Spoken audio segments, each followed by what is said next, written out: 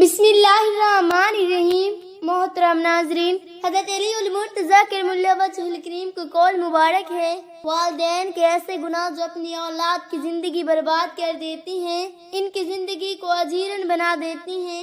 حضرت علی المرتضیٰ کرم اللہ وجہہ الکریم کو قول مبارک ہے، گناہ زنجیروں کی مانند جو آپ کو اندھیروں کی گہرائیوں میں کھینچ دیں، اور جو گناہ بار بار کرتا ہے اس کے لیے توبہ کرنا مشکل ہو جاتا ہے، کیونکہ گناہ دل پر اس وقت تک نشان سو جاتے ہیں جب تک وہ سخت نہ ہو جائیں، اور جو گناہوں میں ڈوب جاتا ہے ایمان کی مٹھاس سے محروم ہو جائیں گے اور آخرت میں عذاب میں مبتلا ہو جائیں گے، بشرط یہ کہ وہ توبہ نہ کرے اور اللہ سے استغفار نہ کریں، کیونکہ اللہ رحم کرنے والے اور بخشنے والے ہیں، اور وہ تمام گناہوں کو بخش دیتے سوائے اس کے جو اپنے گناہوں پر توبہ کیے بغیر اڑے رہے۔ اور جو شخص استغفار کرتا ہے، اللہ کی طرف پلٹتا ہے، تو وہ پائے گا کہ ان کے گناہ معاف ہو گئے، ان کا دل صاف ہو گیا اور بھی گناہوں کی بہت سے آزاد ہو کر نئی زندگی دی جائے گی۔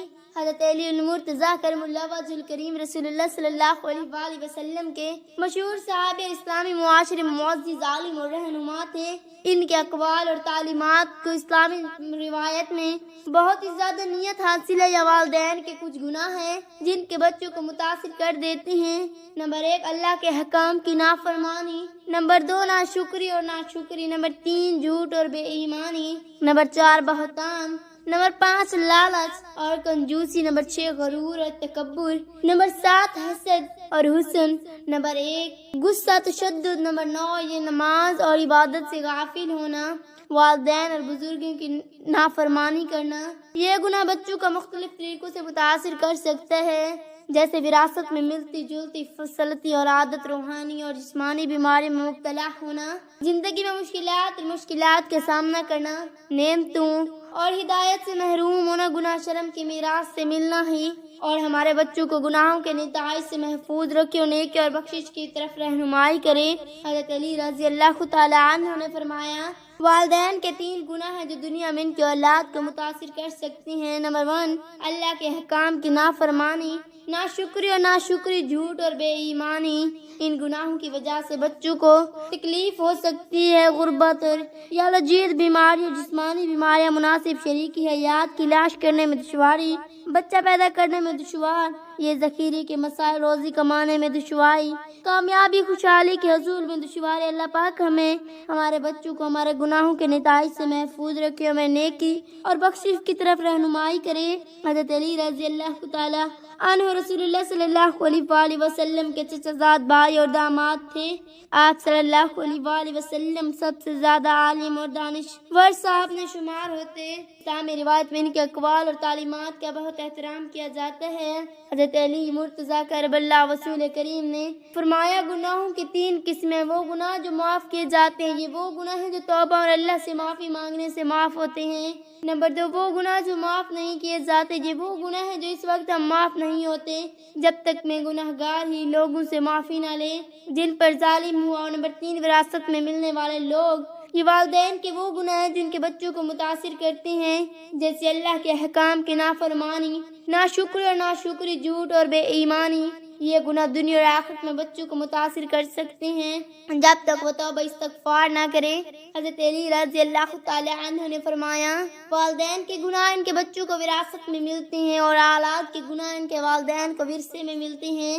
اس لیے گناہوں کے اس چکر کو توڑنے کے لیے توبہ استغفار کرنا ضروری ہے۔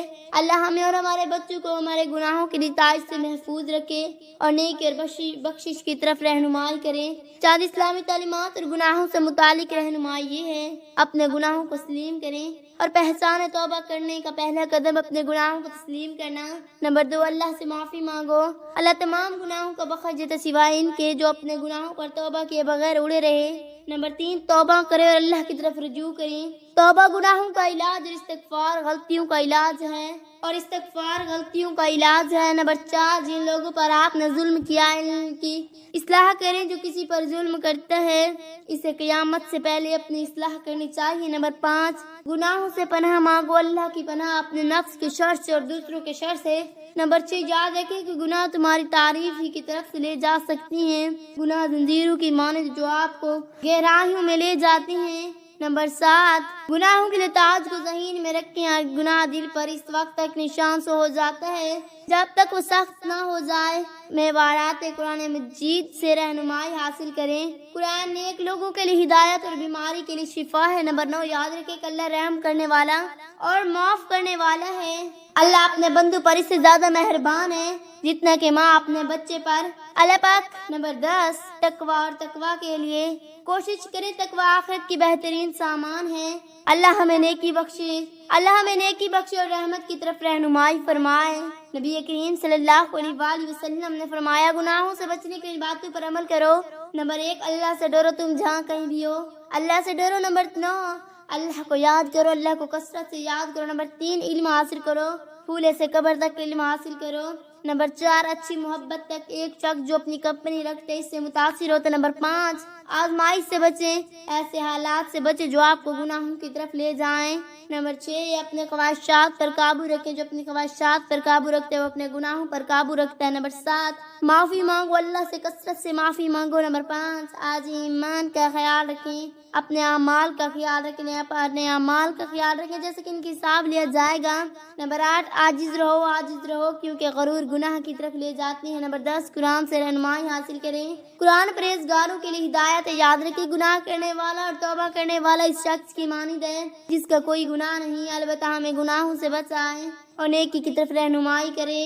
اے ابو غفور الرحیم، تمام مرحومین کی مغفرت فرما، تمام بیماریوں کو شفا عطا فرما، تمام بے روزگاروں کو روزگار عطا فرما، روزی میں برکت عطا فرما اور کشادگی عطا فرما، حسد، بغض، کینہ اور بد نظری سے محفوظ رکھ۔ یا اللہ پاک، ہمیں نعمتوں پر شکر کرنے کی توفیق عطا فرما، آمین یا رب العالمین۔ ناظرین، کمنٹ باکس میں اللہ تعالیٰ کے 99 ناموں میں سے ایک نام ضرور ٹائپ کریں۔ شکریہ۔